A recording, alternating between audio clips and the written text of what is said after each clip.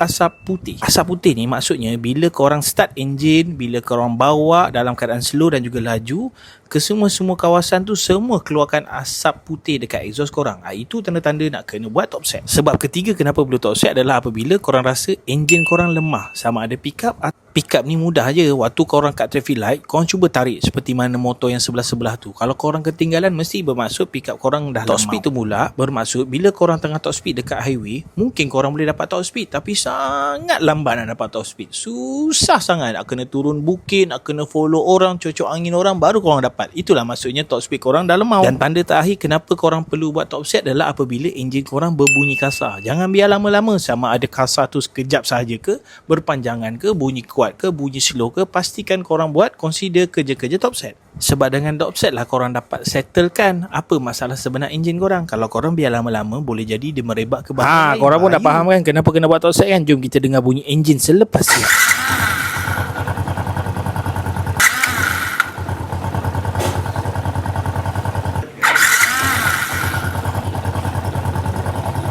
Nama Syah daripada Setiawangsa.